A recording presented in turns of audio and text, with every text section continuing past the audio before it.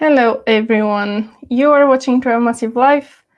My name is Maria Stoyanova. I am part of the Travel Massive team.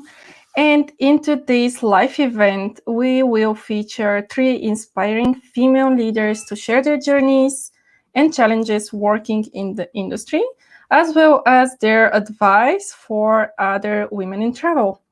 I am very happy to see that we already have quite a few people joining from Portugal, Finland, Belgium, Australia, Amsterdam, and so on. As you know, feel free to use the chat box to tell us where you're tuning in from. And also, if you have any questions at any point during this live event, feel free to post them there. Today, we do have Luz joining us from Dominican Republic, and she's the co-founder of Chart OK. We do have Sherry Mitchell joining from Lisbon, Portugal. She's the president and founder of Immersive Global. And we also have Samantha joining from LA very early in the morning, and she's the founder of Well Traveled. And I just want to say to everyone once again that we are streaming live on Travel Massive, on Facebook and on YouTube. So feel free to choose the platform that is most convenient for you, and also use the chat box to share your questions, thoughts, comments, and anything you want to share. Okay, let me introduce and welcome Luz here. Hello.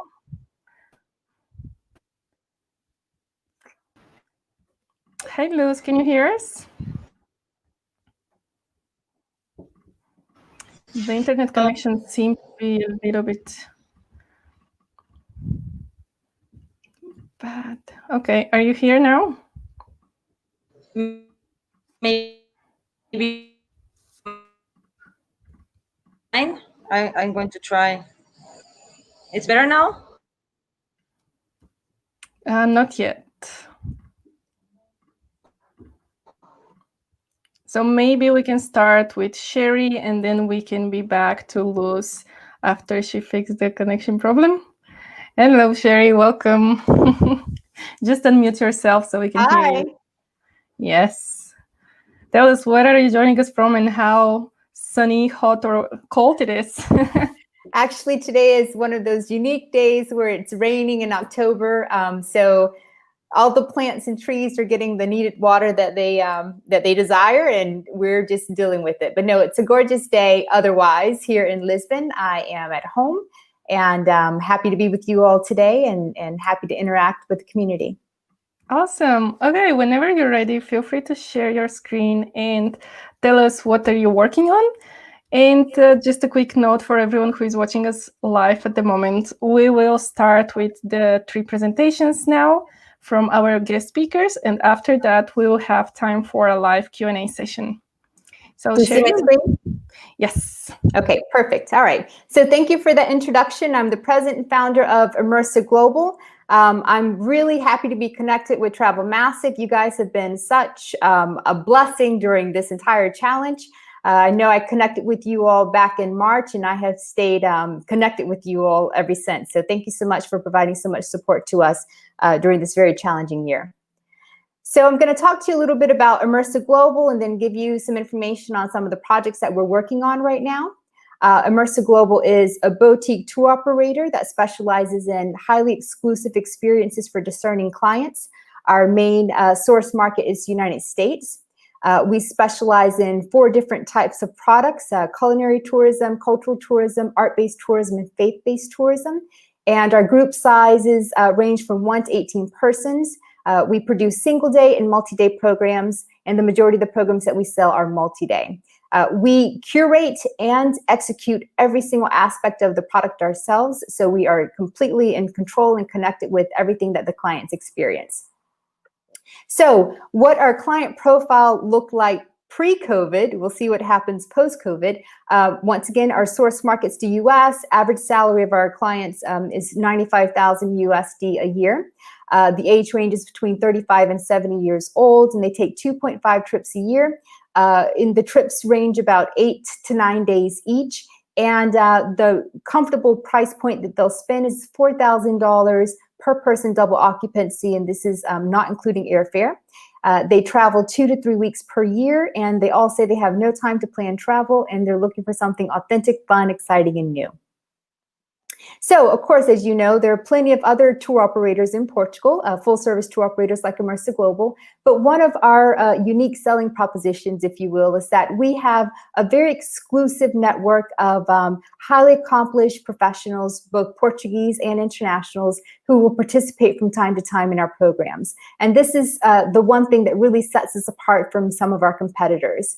And you'll notice the Harvest Experience with Sheree Mitchell. That's a new addition that we just brought on 2 years ago, basically because our clients were interested in wanting to meet with me. Normally they interact with our tour guides and our tour leaders, but luckily we had the opportunity to create special experiences where I can go out and do one of my favorite things, which is to help the winemaking process with clients. So pre-COVID, we defined the new luxury as the ability to enjoy a curated experience without ever thinking about the logistics. That gives you some insight and information about the type of clients that we work with and the types of experiences that they're looking for and the type of support that they need. So it's taken, quite some time to be able to build out the infrastructure here in Portugal to be able to provide that support. But I'm very happy and honored that we were able to do it and look forward to getting back to doing that again in the future. Now, during COVID, I would define new luxury as the ability to enjoy a well-curated holiday in a safe environment. And that probably gives some insight to what we will be looking at on the other side of this pandemic when travel starts again. So if you get a chance to check us out online, please definitely see our Welcome Home to Portugal video. This was produced last year by a local female film producer here in Portugal, and it gives you a really good view of what we're working with. This country is a gorgeous country. I'm so happy to be here. And you can kind of take a little tour around Portugal with me for 2.5 minutes. So definitely check that out. Welcome Home to Portugal. So some of our 2020 projects, like probably many of us on this call, as soon as borders started to close and we realized what the reality of the situation was going to be, and we had to cancel and postpone client programs, my team and I decided we have to dive in and get busy with something, or else we're going to go insane. So I've been very active even prior to COVID and speaking in tourism conferences and shows and serving as a thought leader in certain cases to provide insight on what's going on here in Portugal from an external perspective, as well as what's going on with boutique travel tour operators like ours, or boutique tour operators such as ours. So one of the things that I've learned from doing the research, and of course, when you are speaking to people about certain things, you have to stay on top of the research. One of the things that I realized was that within the US, once again, our source market, so something that we stay really closely connected to, was that we had 4 different types of travelers in the US during COVID. We had the people who were ready to travel right now, those who are willing to consider traveling soon, those who would travel domestically, which we of course saw a lot this summer, and then the ones who did not want to leave their house or do not want to leave their house until there's a cure. So we wanted to focus on these 2 groups here. And we were also aware that we had access here in Portugal to about 4 different elements of this multi-tier elements of travel, right? Airport, in-flight lodging, restaurants, F&B, ground transportation, tours, and activities. So what I thought was, once again, just looking for ways to stay connected to the industry and also to provide value to our clients who are stuck at home and wanting to travel here, we thought, wouldn't it be a great idea to be able to provide them what is going on in Portugal right now? And also to provide this information to our colleagues in travel and tourism back home in the United States. So we were aware that in the US there were plenty of trends, but one of the main ones was people wanting to take road trips for obvious reasons. So what I put together and then, kind of pitched this to the National Tourism Authority here in Portugal was a cross-country Portugal road trip where I would go around by myself and discover the new normal of travel in Portugal and then be able to communicate that back home. We worked with a media partner, Travel Weekly, which is the largest B2B travel publication in the US, and it turned out to be an amazing, amazing project. So I had my objectives. I had my pre-road trip questions that I wanted to have answered. And then I set out and I divided the country into 4 different segments. and started on July 23rd down in the Algarve. I live in Lisbon, so I drove down to the Algarve, went to the Alentejo for a couple of days after that, went up to northern Portugal and central Portugal. And here are just a couple of images from my experience. It was an amazing experience, really good to get out and see our colleagues in restaurants and hotels and how they're managing this crisis. And we don't have time to go through all of this in detail right now. If you have questions, I'll be happy to answer it at the end of the session. But I found, the top 5 changes. What's different? How has travel changed during COVID? And what I did was I was able to kind of bundle all this information up. And Travel Weekly, again, was our media partner. They allowed me to write 4 different pieces that were all published actually just last week on everything that I found in detail during this road trip. So if you're interested in reading that and learning a little bit more about my experience, definitely just look up Travel Weekly US, not UK, Travel Weekly, Portugal road trip, or Travel Weekly Sri Mitchell, and you'll find the articles. And our wonderful publicist in the US was able to also get us a little bit of travel media love from a couple of other publications as well. So we were featured in Travel Leisure not too long ago, and in Forbes back at the end of August. So I'm running out of time. I'll be happy to answer your questions in detail at the end of the session. You can find me on LinkedIn. I'm very accessible. I've also included my email there as well. And I look forward to connecting with you guys and hearing some of the questions that you may have for me. Thank you, Maria. Thank you. Thank you so much for sharing this experience with us. If anyone has any questions, please put them in the chat box, and then we are going to get back to them at the end of the 3 presentations. I think everyone now wants to go to Portugal. Yes, it looks amazing. So thank you for sharing. Okay, I am going to give the stage to Luz, who is back with us here. Hello. Yeah, hi again. Sorry for that. Murphy's Law. Hi. Yes, that's okay. How are you? I'm very fine. I'm really good. Here in Dominican Republic, it's 9 a.m. and it's 35 degrees out there. So what else? I'm jealous, yeah. Okay, whenever you're ready, feel free to share your screen and share your story with us.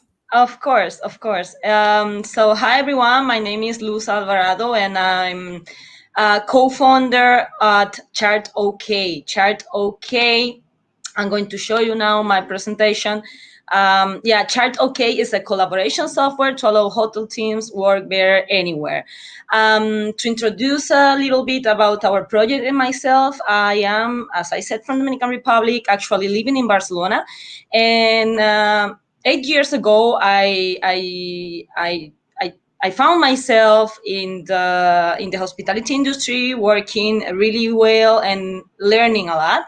Then Joan, my colleague and co-founder, came to live to Barcelona too, and we started thinking about what we can do together, what we can start together, how we can, help hoteliers in a really, really meaningful way.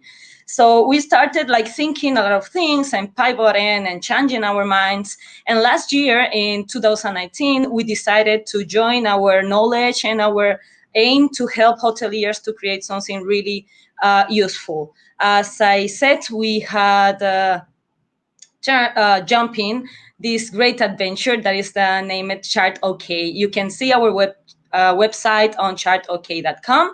It's a collaboration software that keeps hotels departments digitally organized, working together.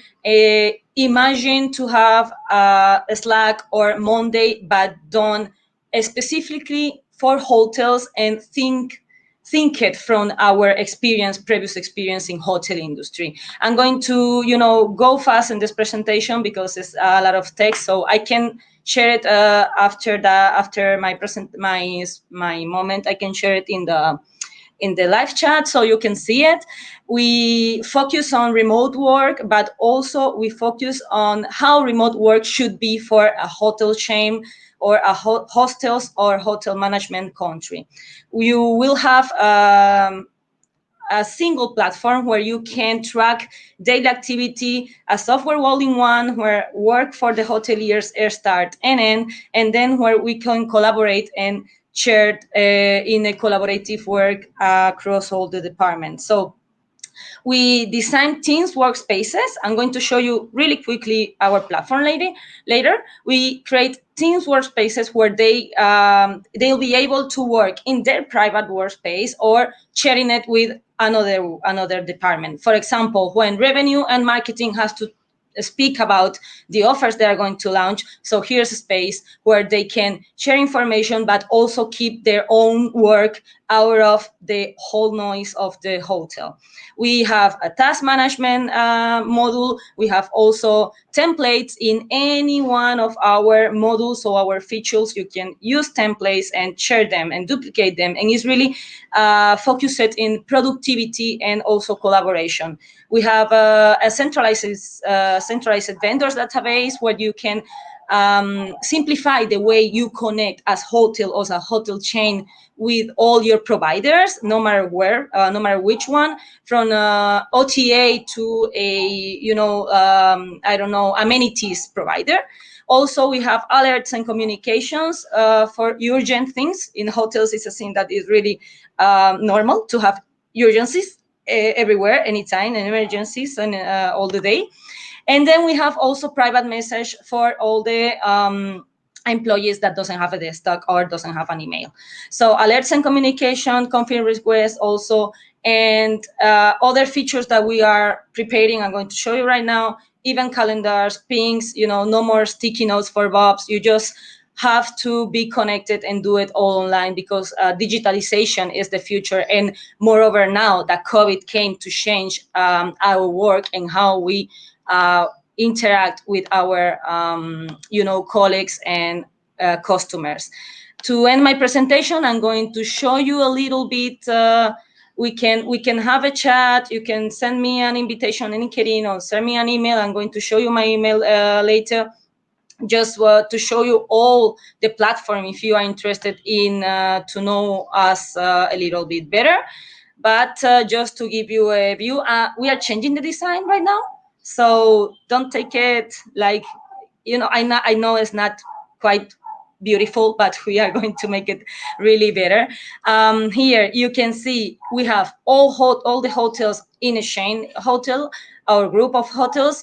What is happening, when is happening, how is your workflow going? You can invite member, you can, go across the hotels and then use all the tools I told you just to make your work easier, to boost productivity, and also to help your team as a team leader to work better remotely or not. I don't know how I'm going with my time, but I'm going to share a little bit more about the platform. As we said, we have a lot of apps that we call them: connectivity to OTAs, connectivity for revenue management teams, guest requests to see how your your group budget is going on in the commercial or sales team. We have also shift handover for the front desk, and really, really useful stuff, very practical, because we know how a hotel goes. For teams that are in the front line or also in the revenue, income, and decision-making teams. I'm going to put my last slide where you can see my information. Contact me, contact us, take a look to our website, and we will be glad to show you our platform. And that's all. Thank you very much. I don't know how I did it, Maria. You did great. Yeah, that's that startup pitching thing that you have 3 seconds to explain what you do. So yeah, I know it's very hard to say everything you want to say in a short time. But I'm sure if everyone has also any questions outside of the presentation and after the event, they can get in touch with you on Travel Massive as well. There are your contact details over there. Okay, thank you, Luz. We do have a few questions coming in already, but we're gonna get back to them at the end of the live event. And let me welcome Samantha here. Hello. Hi, how are you? Very well. How are you? I'm good, thank you. Yes, you're joining from LA at the moment, right? I am. It is very early. It is still dark outside, but happy to be here. Yeah, thank you for getting up early and for sharing your story with us. So whenever you're ready, feel free to share your screen. Awesome. Let me share my screen real quick. Okay. And can you guys see this okay? Yes, perfect. Perfect. Okay, so before I want to show the site so everyone can check out the website, but I'll give a kind of a brief background on myself. So I started, spent most of my career in the tech industry, so doing consumer marketing and focused mostly in international marketing roles. So I was very lucky to get to travel a lot throughout my career, hence my pivot into the travel industry. So before launching Well Traveled, I was most recently at Dollar Shave Club. I'd spent a little time at Snapchat and then also Pandora as well. So I ended up walking away from that career to launch this company because I really wanted to solve a personal problem that I had while traveling, which was I feel like finding travel recommendations is really painful. You kind of get them from your friends, and then you get them from like TripAdvisor or Yelp, and then you're also reading like editorial sites and blogs and trying to piece all this stuff together. And I just felt like there had to be a better way to do this. And I was really surprised that no one had kind of like figured this out yet. So I thought, why don't I design something that's both community based, but also gives you access to content that's been vetted by the community itself? So here we are with Well Traveled. And the idea is we're really a members only community that's been designed for travelers, foodies, and adventure seekers. So think of us as like a digital Soho house meets TripAdvisor. So again, the whole idea is we really want to help people find places that they actually want to go that have been vetted and reviewed by a community they can trust. We also launched a booking service so we can actually help people book those trips as well. So I think the best way to show this is to kind of jump in and show you a little bit of the platform. So I'll kind of do that right now. So when you come to our site, it is gated, so it is application based. But once you have a login, you can log into this site here. And this is what you see when you log in as a member. So you've got an activity feed here. You can see what the community is up to. These are kind of our featured spots. We just launched upstate New York this week. And this is kind of the homepage, which is really designed for discovery and inspiration. So this is kind of what's been popular in the past week, some popular destinations.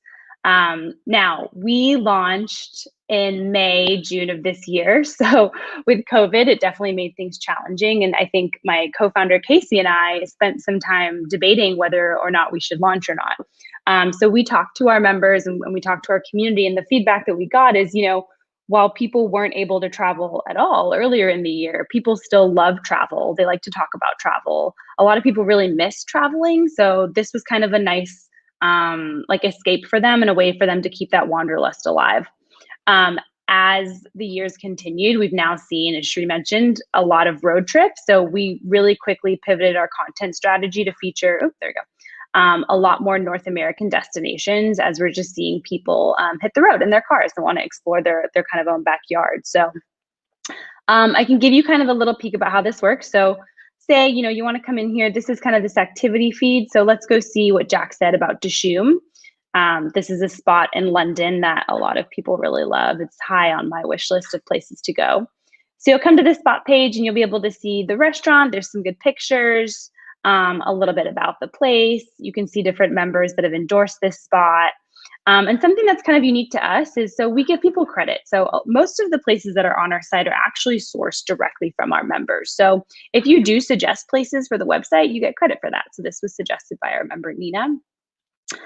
We give a little bit of information about the spot, and then we get to our reviews. So we've taken a different approach to reviews. I think one of the biggest problems is that people don't want to feel like they have to spend a bunch of time writing a review or reading through really lengthy reviews that might not be relevant to them. So we've tried to make this a little more approachable. So I'll just go ahead and fill one out right now. So you could leave a review if you wanted to in the click of a button. If you wanted to add a little bit more, you could. Maybe you didn't like the ambiance. You could add some commentary and a photo if you like, and hit submit. And then you can see everything kind of gets aggregated down here. We also added this little bar up here so you can get a really quick read of, okay, well, what are people kind of saying about the ambiance, the value, the service, the food. So you can get a quick idea of, okay, maybe this is a really nice place, but it's a little pricey, or, you know, the ambiance isn't great, but the food's amazing. So we really wanted to be able to give people a way to quickly and easily digest this information without having to sort through a ton of information. You can also filter reviews by people you follow or everyone, which might help as well if you're really just looking for feedback from within your own community. So let's take a look at a couple other spots. So I can show you a little bit about how our hotels work. So this has been a really popular destination for people in the LA area heading to Palm Springs. So we've had a lot of members go to the Parker, which is a really lovely hotel. And so you can see you've got some endorsements here. You've got a little bit of a COVID update. So that's something we've been doing for all the new domestic spots. And the reason for that is I think, you know, while people are starting to travel and take these road trips, there's still a lot of uncertainty when it comes to travel, right? So our whole concept is we want to make you feel like we've got your back. So if you're going to be a well-traveled member and you're going to book with us, like, you're going to know that you're taken care of. So if your plans change or you have questions about things, like, we want to be able to help you with that. So we help with the booking, we can help you do some research, and really just make you feel at ease as you start to plan your travel so that you can plan it safely and responsibly. Anyone that books with us, you always get a welcome gift from us. You can earn booking credit through our referral program, which you can apply to any booking that you make. And then here's some more reviews from members. Again, you can kind of scroll through. If you want to learn more about a specific member, you can click their profile. And it has a little bit about them. You can follow members. You can see other places they've discovered, places they've endorsed or reviewed, and then it also shows you all that information here. So you can get a little bit more of a sense for the person of, like, okay, you know, I think I can kind of jive with this person. They have similar tastes to me, so I'm interested in other ways that they're contributing to the community. And let's see, we can find another one in here. What's another good one that we've had? A lot of people have been going to Tahoe as well from the Los Angeles area. And even just most of throughout California. So here's another one. You'll see that our kind of categories are eat, sleep, and play. So this is another one that's been really popular. And then if you wanted to browse, so say you wanted to look for everything in Lake Tahoe, there's a couple ways you can do that. So you can come to this page, and that's going to show you all the spots that we have in Lake Tahoe. So you can use the map to kind of browse around. Say you just want to look for hotels, filter that way. You can also filter by your followers or your wish list. So we do have a way for you to create a wish list. So if you're finding spots on the site that you maybe want to come back to or use to plan your trip, you can save those in here, and then it kind of builds your own wish list for you. So but yeah, I mean, I think the biggest thing for us with COVID was to create something that felt relevant to people right now and what they were going through. So through our booking service, we're able to kind of help guide people through that process. And then again, spend a lot of time talking to members to figure out, you know, what are the places that you're going to, what would you like to see on the site? And we have seen a lot of people taking those road trips. We did a survey earlier in the year, and we asked people, you know, how likely are you to take a road trip this year? And the answer was about 90% of our members that they were planning to take a road trip. So, and we did kind of see that come to fruition. It has been interesting. I don't think people are sharing as much about their travel online maybe as maybe they were before, but I think people do feel the need to get out there and explore a little bit and get a little bit of a change of scenery. So that's pretty much all from me. If you want to stay connected with us, we're on Instagram at Well Travel Club. And you can also, you know, please apply for the platform. We do have a little bit of a wait list right now, but if you do apply, just use the referral code Travel Massive. So I'll be able to see your application in the back end and can flag it. So that's all from me. Thank you, Samantha. I think that last bit answers Carrie Allen's question about how the Travel Massive members apply and get access to the community. So yeah, that's amazing. Okay, I will bring Luz and Sherry here as well. Hello, welcome back again. And we do have already a few questions, and I want to start with the one from Ian. And I know I will address this to Samantha and Luz, and then Sherry, you can tell me if also you want to answer that. So how do you find a co-founder for your travel business? What would be your, you know, top tips about about that. Samantha, do you want to go ahead? Sure. So we have kind of, I think, a unique story. I've known Casey, my co-founder, for 7 or 8 years. So her husband and my husband actually went to school together. So her background is totally different to mine.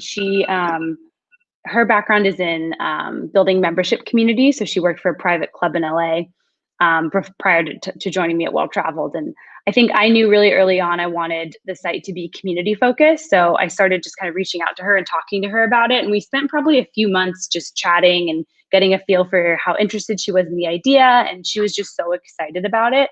It just made so much sense to bring her on. So after a few dinners together and probably some wine, I convinced her to leave her stable job and come join a startup with me. So I mean, I will say I wasn't necessarily looking for a co-founder at the beginning, but it's a real blessing to have her because, you know, we're both so passionate about the business. It's really nice to have someone that's constantly there and feels like, you know, they're always open and can have a conversation with me about it at any time.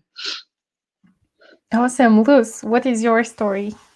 Well, as I start in my presentation, I start saying that Joanne, my co-founder, Joanne Sanz, and we met since 2004. I don't know, like 15 years. We started the college together, the university together, and then later on we found ourselves again together in Barcelona, like thinking in this project. But you know, to say like a few tips that you mentioned for Ian, that was actually asking in the chat. A few tips for me, very important, is you have to find, as Samantha said, someone that share the passion about what you are going to do, but also that have different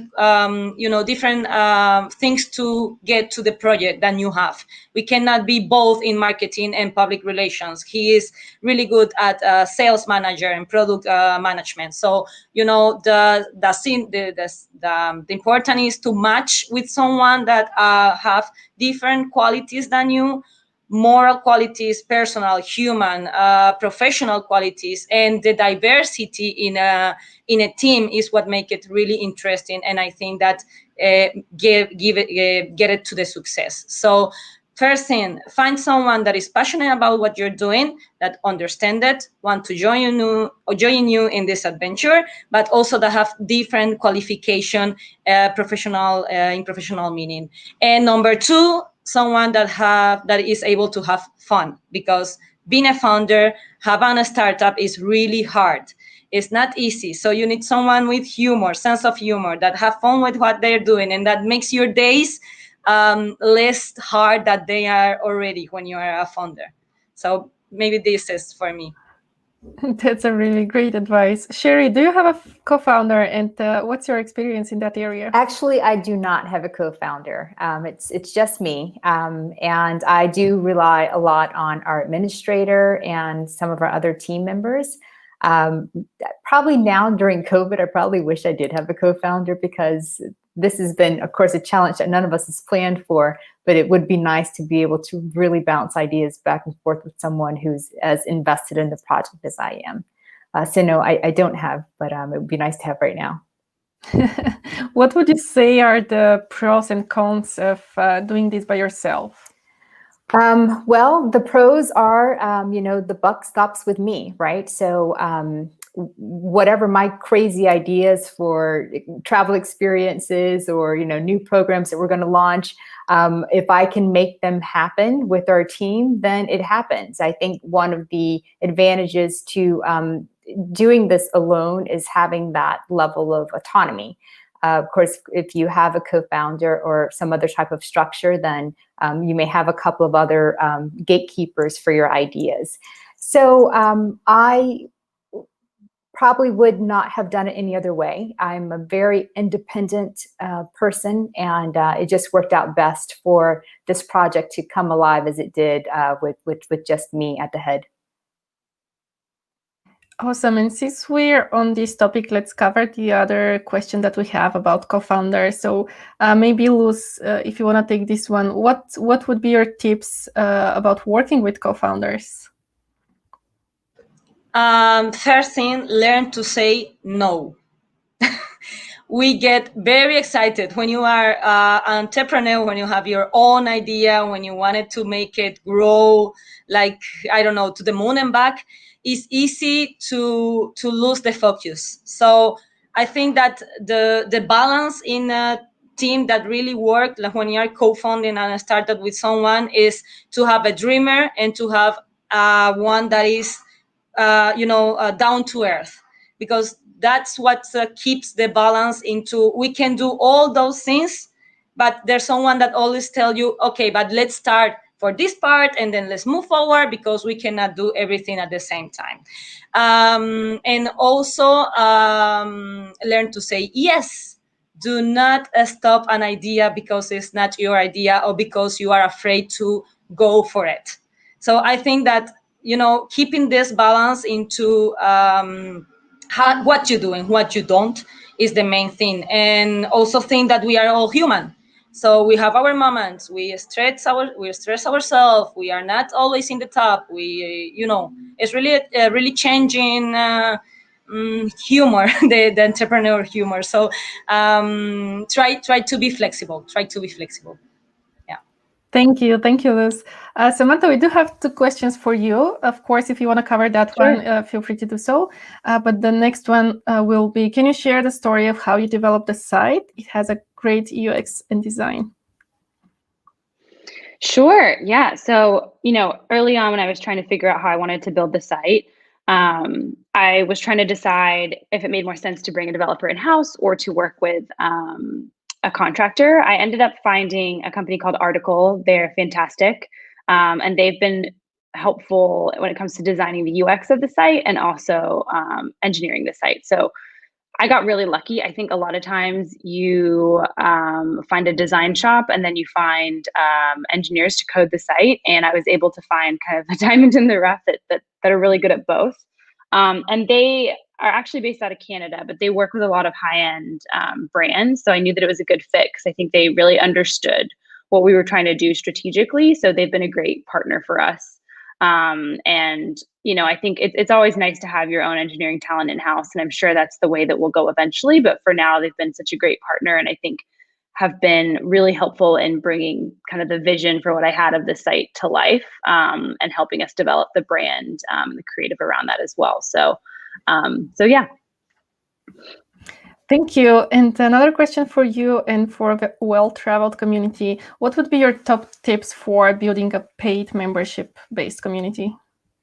Yeah, so the way our membership works right now, we are offering complimentary membership kind of for the first year or so of our operations. And then from there, we'll have a free tier, but then there's paid tiers. So you've got the kind of entry-level tier, and then you've got a paid tier, which is around $150 a year. And then we'll have a more premium tier that we're launching towards early next year. And it's basically a freemium model. Spotify does something similar, and there's lots of companies out there that kind of echo a similar strategy. And the reason for that is we wanted to make it accessible to everybody, but we also wanted to create additional value for people that wanted to book with us or that were looking for more of a concierge service. So I think for us, it was really important to serve those different customers since they each have different needs and are looking for different levels of support, and give people different options. So I think the biggest thing is creating value for people. So if you have a product that's really creating a ton of value, then people will pay for it. So for us, it's high quality content, a strong community, and premium service. Thank you. I think the next question can go to Sherry. Do you have mentors, or somewhere along the way of your career, have you had any mentors? And at the moment, where do you seek advice from outside of your business? That's a great question. Yes, I do have mentors. And I've had mentors throughout my entire life, some more for personal and others for professional. Within the travel community, one of my mentors happens to be Peter Greenberg. I'm not sure if our friends in Europe are familiar with who he is. He's like a rock star in travel journalism in the US. And, there have been plenty of other people along the way as well. And sometimes these are mentors that are around, and that you're really connected to for just a season. And then others are kind of along with you throughout the entire process. Where would I seek them? I'm actually a bit of a mentor stalker, I guess, if that's a good way to say it. If there's someone who's doing something really cool and I think that they have advice that I could use to grow, either personal or professionally, I will reach out to them and just say, hey, can I invite you for a cup of tea or wine and to get to know you a little bit and understand some more of your story. And if there is chemistry and they're willing to stay in touch with me, I never abuse it, of course, right? I'm always a kind mentor stalker. But once they come on board, you know, I keep them around for as long as they're willing to stay connected with me. And hopefully in some way I'm able to give them some value as well if they, you know, ever need to pick my brain on certain topics. Yeah, that's a great advice. Also, there are a lot of professional communities where you can meet people, and also LinkedIn at the moment. I mean, this is a pool of, you know, people that you can reach out to. Okay, Carrie is asking a question about terminology. Do you call yourself a principal, founder, CEO? Is there a difference in these terms, or the ones that you chose to use, and why? Luz, do you want to address this one? Yeah, why not? Thanks for the question. I think that SEO means that you are managing the company, that you take decisions into the company, like financial decisions or human resources decision. It's more like, you can have, for me, the difference is that you can be the founder of the startup and then have a CEO that is not you. It's perfectly, it works great together. So principal is not really used in Spain. Maybe Sherry or Samantha can tell more about the principal image. I don't know it really well, but I think that the main difference is when you are a founder, you go into the deep, to the end, because it's your baby, you create it, then you do everything you need to do, even if not really respectable. I don't know, you just do it. And then if you are a CEO, you have a more managing position that is based on strategic decisions and making the business work properly. But in the principle, I just left the question for the girls. Thank you. Samantha, do you want to go ahead? Sure. No, I think what Luz said makes perfect sense. So I refer to myself as founder and CEO because I co-founded the company with Casey, and then I'm kind of like the main point of contact and run the day-to-day of the company. And Casey is our CSO, so she's kind of essentially right there with me, helping with the strategy and orchestrating the day-to-day and operations as well. Yeah. Sherry? Sure. In my case, I was a one-person show in the beginning. And so I thought, president and founder as for obvious reasons, as Luz and also Samantha have explained. But I didn't feel that a one-person show could warrant CEO at this point. And, perhaps I'm mistaken, but I went with president because it just sounded like it was a better fit. With regards to principal, I know that's used more in Europe and English-speaking environments in Europe than it is in the United States. I'm not really sure technically what would be the difference between the principal and CEO versus president. But I know principal is mainly used in Europe. Thank you. We do have a few last questions, so let's address them. And if anyone else has anything to ask, feel free to do so. We do have a few more minutes left until the end of the hour. So Ian is asking, what's the hardest business challenge you've had to overcome apart from the current pandemic, and how did you overcome it? Luz? I think that the greatest challenge for us was to decide which one was our customer, because we can address to any hotel or hostel in the world. But when we came to talk with big chains, like, I don't know, 100 hotel chain, we get really disappointed from their answer, because their structure is so hard to manage, it's so complicated to digitalize that we found a wall and we just crashed on. Then the really difficult decision or challenge was to see which one is our best customer right now, maybe we should move forward with a small hostels or hotel chains that are founded by young people, or people that understand that digitalization is needed in the industry, and then move on with them before we can hit bigger fishes, because if you go for the shark will eat you. So I think that it was the really hard decision for us. We wanted to be great and big, but we have to start being small, also great, but small. So that's, for me. Samantha? Sure. I mean, I think there's probably, there's a lot, but we've been fundraising, which is definitely tough. I think on the fundraising side, I think just being really resilient and being able to handle rejection and no as well helps a lot, because for every no, there's like a yes waiting around the corner. So I think about times where we could have stopped fundraising or just decided to give up. And then, 3 weeks later, you realize that you've got, a bunch more investors and it was worth it. So that's, I think, been a big challenge for us to overcome. And then I think generally for startups, prioritizing can be really tough. I think it's really easy to get pulled in a lot of different directions. But I think being able to have focus and that focus is really going to be helpful as you try to grow the business, and not feeling like you're just got your hands in everything and doing a little bit everywhere. So that's something that I think is always going to be tough, but kind of coming back to the goals that you've set. And I think, having your co-founder, your team, or whomever, being able to talk to them about that is really helpful. Sherry? I think in our space as a boutique tour operator, one of the more difficult things was exactly what type of products did we want to develop and how are we going to do this in a foreign country. So as you guys probably know, I'm American and I'm living in Portugal.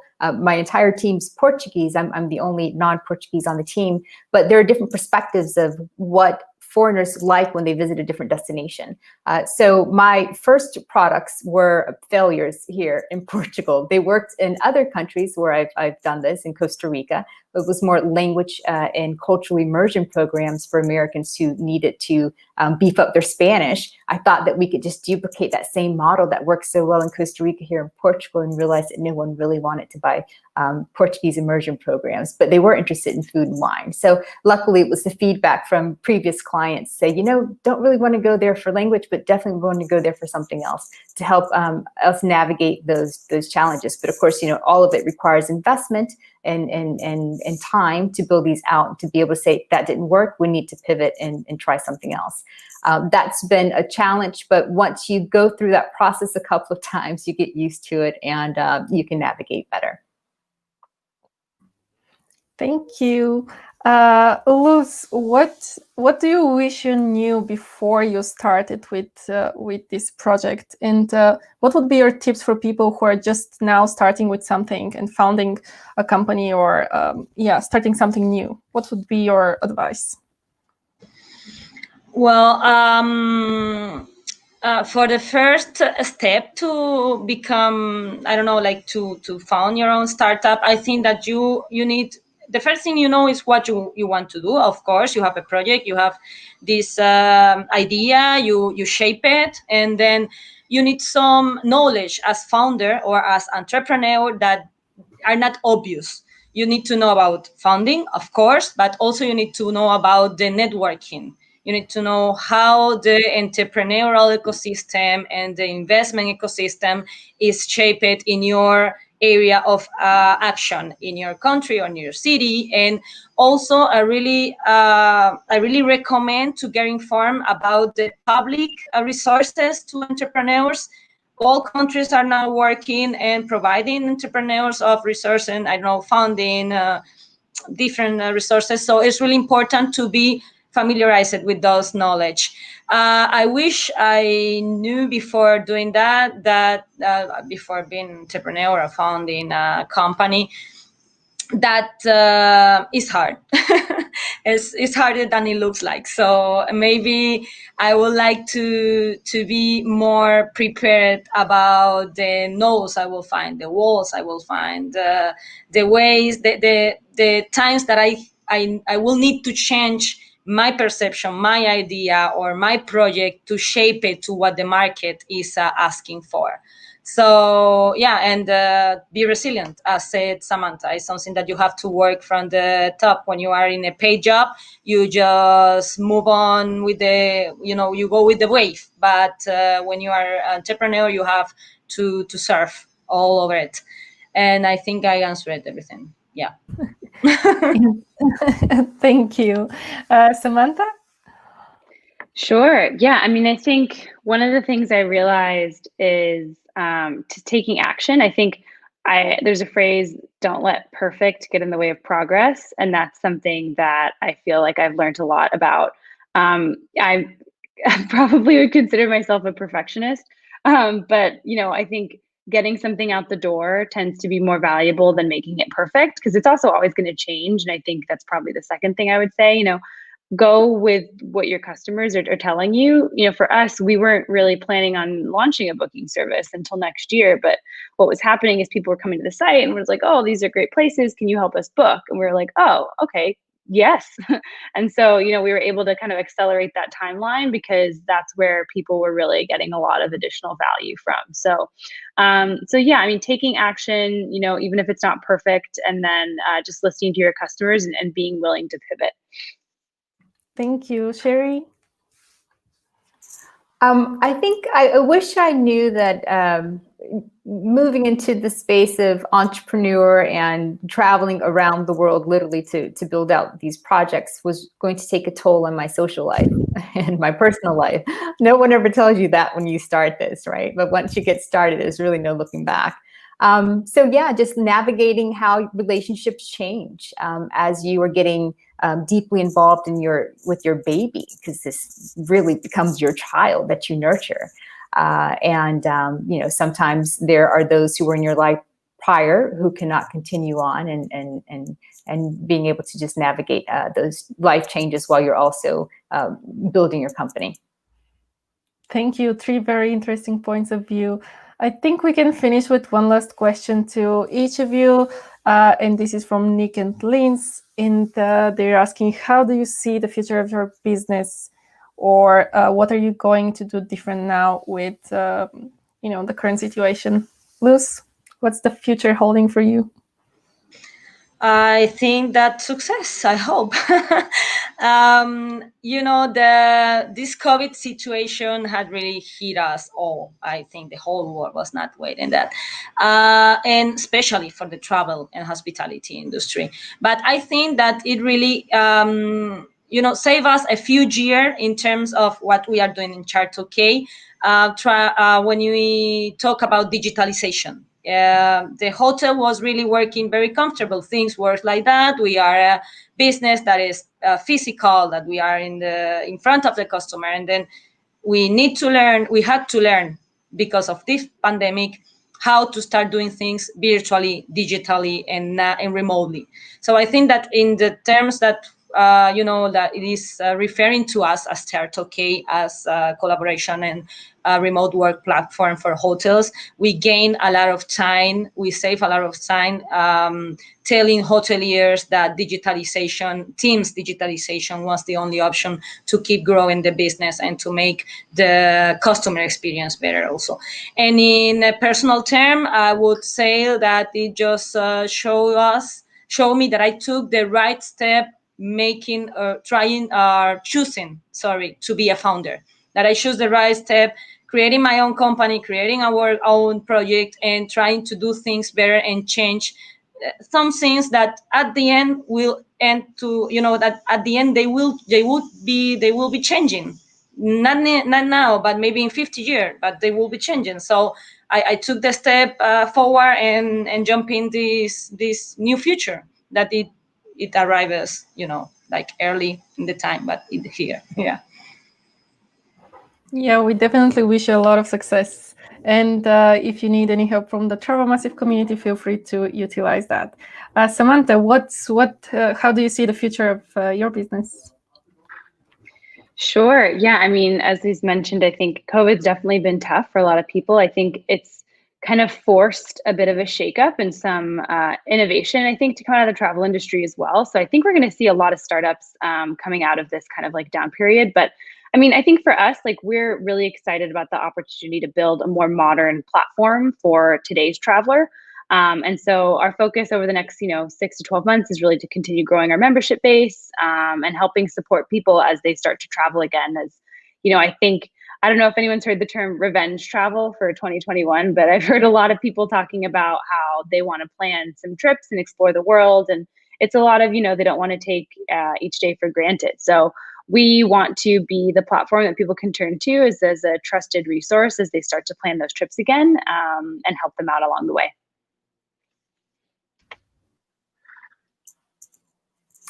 Yes, and for Immersive Global, I really believe that we are well positioned when travel does come back online to be like that trusted tour operator here in Portugal for single day and multi-day programs. We have taken I think all the right steps in creating the type of support system that we offer here, and people are going to look for that extra support when they travel. And so we've done everything that we can to make sure that the company remains visible.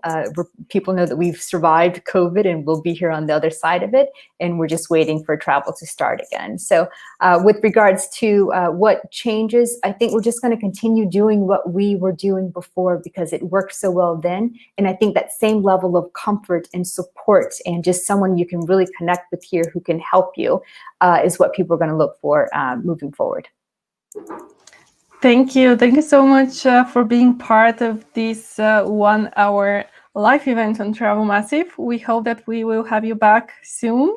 If anyone wants to get in touch with Luz, Samantha, or Sherry, you can do that on Travel Massive as well. Thank you. And I do want to share just a few quick notes about the upcoming events on Travel Massive. Toronto chapter is going to go live on October 22nd and is going to share tips for Instagram marketing for content creators. And also, Glasgow Travel Massive chapter is going to have an event on October 27th. And the topic is how COVID has affected tours, attractions, accommodations, and hospitality in Scotland. So tune in on Travel Massive's event page and join the event that you wish to look. And of course, this event is recorded. You can access the recording afterwards. Thank you everyone for joining and tuning in and for your questions. And we'll see you online soon again.